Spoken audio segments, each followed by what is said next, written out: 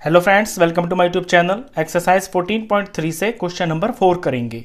Fill in the blanks. एक table आपको दे रखा है, इसमें शेप का एक कॉलम है, कुछ शेप्स के नाम लिखे हुए हैं।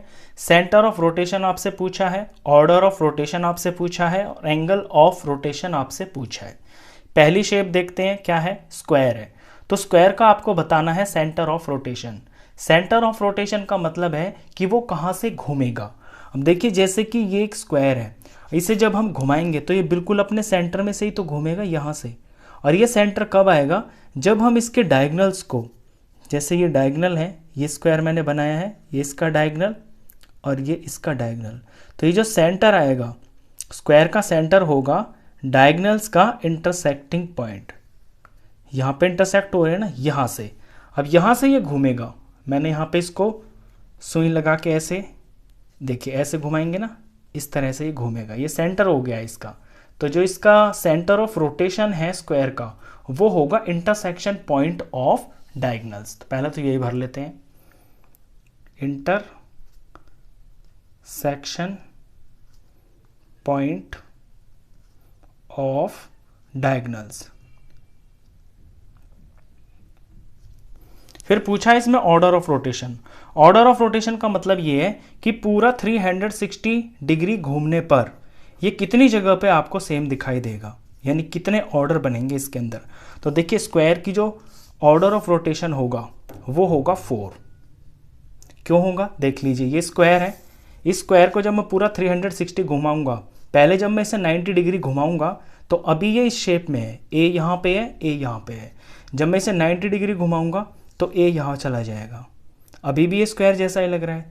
जब मैं इसे 180 डिग्री घुमाऊंगा तो ये ऐसे घूम जाएगा, ए यहाँ पे आ गया, अभी भी ये स्क्वायर जैसा ही लग रहा है। जब इसे 270 डिग्री घुमाऊंगा तो ऐसे घुमा दिया, अब ए यहाँ पहुँच गया। ए से सिर्फ इतना मतलब है कि ये पॉइंट घूम रहा है, ये आपको घूमता हुआ दिखाई दे रहा है। शेप फिर से वही आ गई है। जब इसे पूरा 360 डिग्री रोटेट कर दूंगा ऐसे, तो ये फिर से स्क्वायर दिखाई देने लगेगा। यानी पूरे 360 डिग्री घुमाने पर, एक पूरा रोटेशन घुमाने पर ये कितनी जगह पे सेम सेम दिखाई दिया है, वो उसका ऑर्डर ऑफ रोटेशन है। तो इसका ऑर्डर ऑफ रोटेशन होगा 4। अब पूछा है angle of rotation. Angle of rotation का मतलब है कि इसमें कितने कितने एंगल पे आपने इसको घुमाया है। तो यहाँ मैंने आपको बताया कि पहले मैंने इसको 90 डिग्री पे घुमाया, फिर 180 डिग्री पे घुमाया, फिर 270 पे घुमाया, फिर 360 पे घुमाया। तो इसका जो एंगल ऑफ रोटेशन होगा वो होगा 90। और 90 ये आया कैसे है, इसका फॉर्मूला भी है बड़ा सिंपल सा। क्योंकि पूरा जो एक चक्कर होता है, पूरा रिवॉल्यूशन जो होता है वो 360 डिग्री का होता है। इस रिवॉल्यूशन के दौरान ये 4 जगह पे शेप बिल्कुल सेम लगी है। तो इसके जो ऑर्डर ऑफ रोटेशन 4 है, तो इसे हम 4 से डिवाइड करेंगे तो हमें मिलेगा 90 डिग्री। तो एंगल ऑफ रोटेशन पता करने के लिए 360 को आप ऑर्डर ऑफ रोटेशन से डिवाइड कर दोगे तो ये पता चल जाएगा कि कितने डिग्री के एंगल पे इसको घुमा के और यही शेप आ रही है। ये 90 डिग्री हो गया। अब इसी तरह से आप बाकी के पार्ट्स भी करेंगे। चलिए दूसरा पार्ट देखते हैं। दूसरा इसमें पार्ट है रेक्टेंगल का। तो रेक्टेंगल का पहले तो बताना है कि इसका सेंटर ऑफ रोटेशन क्या है। एक रेक्टेंगल का मॉडल ले लेते हैं। ये एक रेक्टेंगल है, तो इसका जो सेंटर ऑफ रोटेशन होगा वो भी इसके डायगनल्स का इंटरसेक्शन पॉइंट होगा। ये डायगनल्स बनाए मैंने, यहाँ बिल्कुल सेंटर होगा। तो जैसे ये डायगनल्स का सेंटर यहाँ पे है, ये डायगनल बनाए मैंने, ये इसका सेंटर होगा, तो यहाँ से इसको ऐसे हम घुमा सकते हैं। अब जब इसे घुमाएंगे हम तो कितनी जगह पे ये सेम जैसा दिखाई देगा, वो होगा इसका ऑर्डर ऑफ रोटेशन। पहले तो सेंटर ऑफ रोटेशन ही भर लेते हैं, तो मैं इसका सेम ही लिख देता हूँ यहाँ, इंटरसेक्शन पॉइंट ऑफ, और ये डायगनल्स। ऑर्डर पे आते हैं। ये अभी अपने ओरिजिनल पोजीशन में है, ए है, ए है। जब इसे मैं 90 डिग्री घुमाऊंगा तो ये खड़ा हो जाएगा, तो सेम तो नहीं दिखाई दिया, तो 90 डिग्री पे तो ये नहीं है सेम।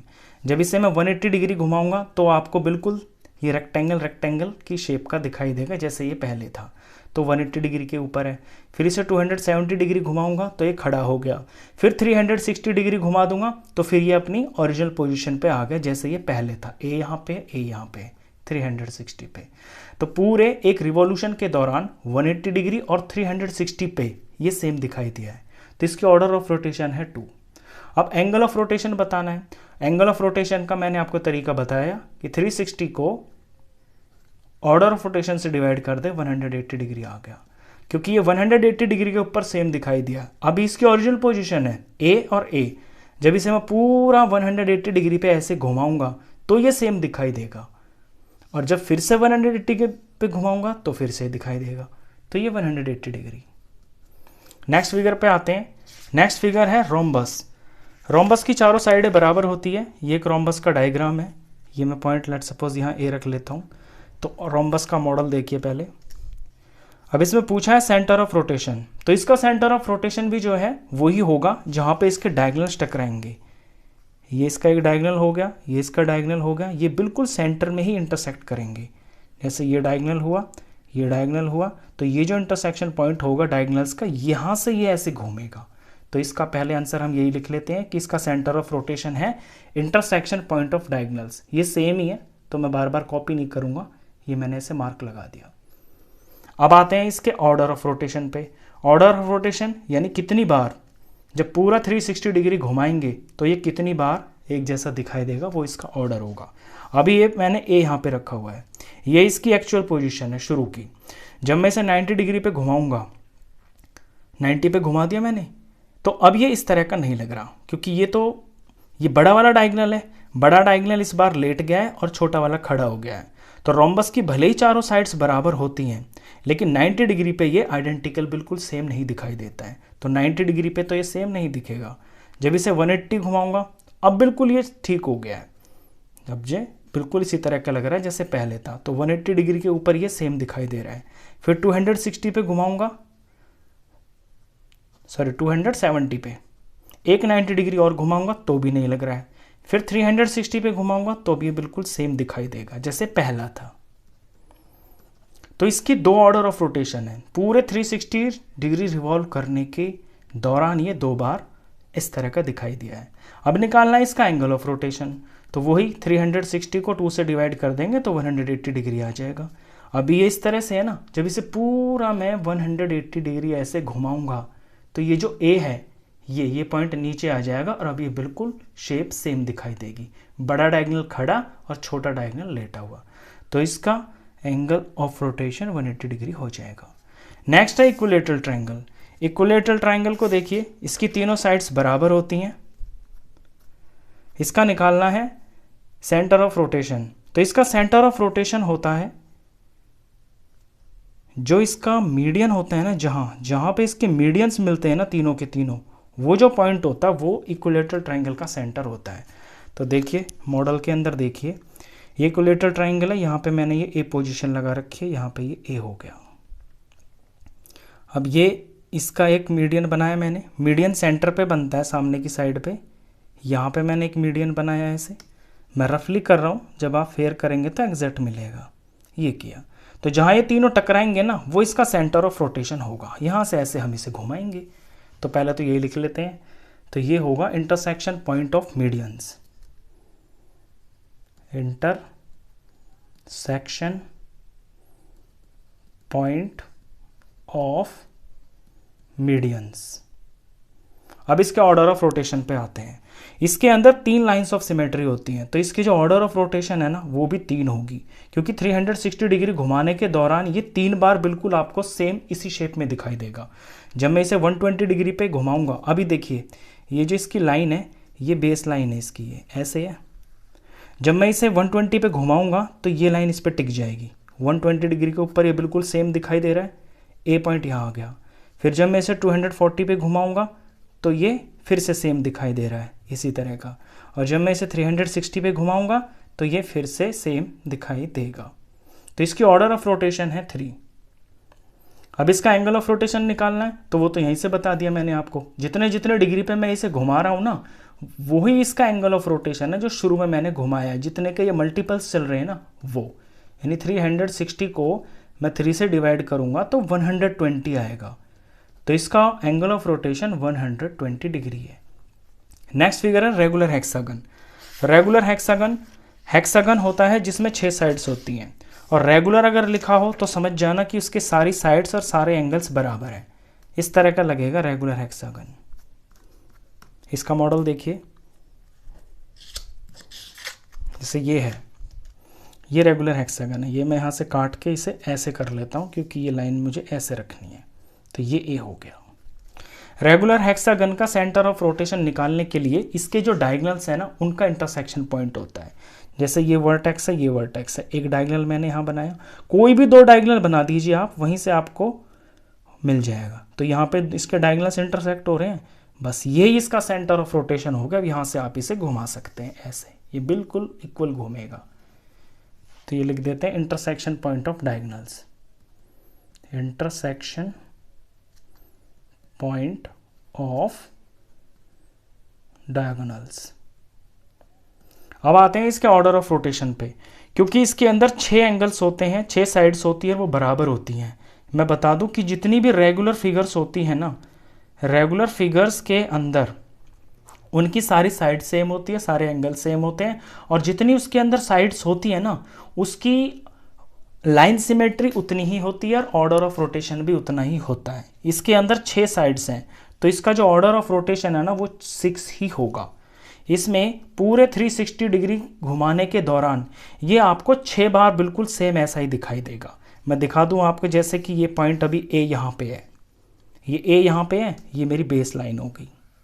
तो मैं जब इसको थोड़ा सा ऐसे घुमाऊंगा तो ये बेस लाइन के ऊपर ये इसकी ये वाली लाइन टिक जाएगी। 1 बार हो गया, ये 2 बार हो गया, ये 3 बार हो गया, ये 4 बार हो गया, और ये 5 बार हो गया, और ये 6 बार हो गया।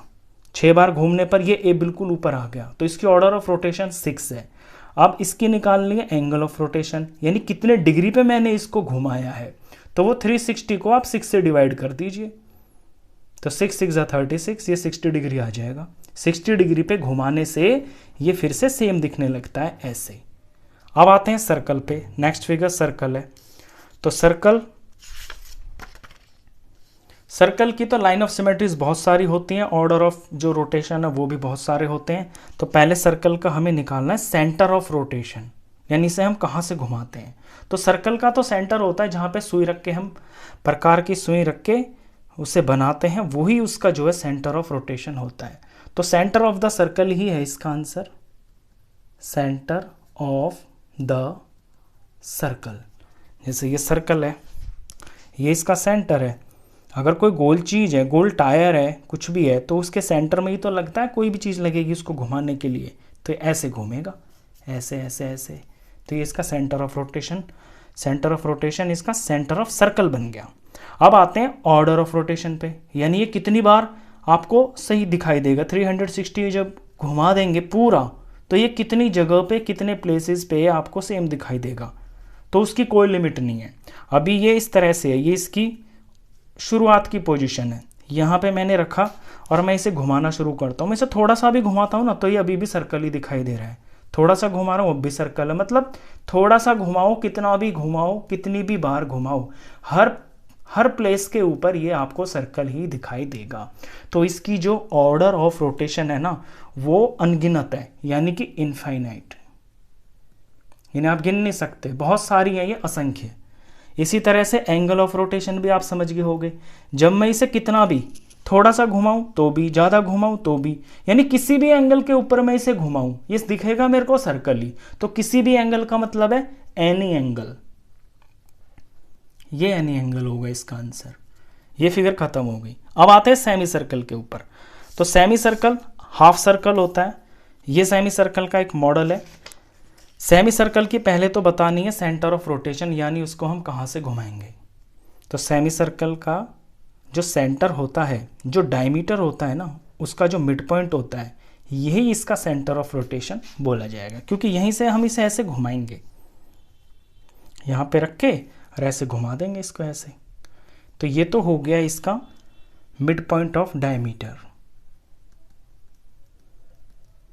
Mid point of diameter. अब order of rotation, order of rotation देखने के लिए इसको मैं घुमा के दिखा देता हूं आपको। यहां से हमने किया, अभी ये लेट्स सपोज ये है इसकी एक्चुअल पोजीशन, ए यहां पे है। अब जब ये फिर से ए यहीं पे आ जाएगा पूरा चक्कर काटने के बाद, तो कितनी बार ये ऐसा ही दिखाई देगा। अभी नहीं दिख रहा ऐसा जैसा ये है, नहीं दिख रहा, नहीं दिख रहा, नहीं दिख रहा, अभी भी नहीं दिख रहा। 90 डिग्री के ऊपर ये ऐसा दिखाई देगा, ये 90 डिग्री है। 180 डिग्री कर दूंगा तो ये पूरा जो गोल पार्ट है नीचे आ जाएगा। फिर इसे 260 जब घुमा दूंगा मैं ऐसे, इस तरह से 270 जब घुमा दूंगा तो ये गोल इधर आ जाएगा। और जब इसे पूरा मैं 360 ऐसे घुमा दूंगा तो ये बिल्कुल अपनी पहली जैसी पोजीशन पे आ गया। तो पूरा 360 डिग्री घुमाने के दौरान ये सिर्फ एक ही बार, वो भी 360 डिग्री के ऊपर, वापस वहीं से आके तब आपको सेम दिखाई दे रहा है ये। तो इसका ऑर्डर ऑफ रोटेशन 1 होगा। और एंगल ऑफ रोटेशन निकालने का तो आपको तरीका अब तक पता ही चल गया, 360 और जितना इसका ऑर्डर ऑफ रोटेशन है उससे डिवाइड कर देंगे तो आ गया 360 डिग्री। यानी इस बात का ये भी मतलब है कि इसको पूरा जब 360 डिग्री हम घुमाएंगे तब जाकर ये बिल्कुल अपनी इनिशियल पोजीशन के जैसा दिखाई देगा। तो लास्ट फिगर थी, क्वेश्चन खत्म। नेक्स्ट क्वेश्चंस के लिए मिलते हैं नेक्स्ट वीडियो में, तब तक के लिए गुड बाय।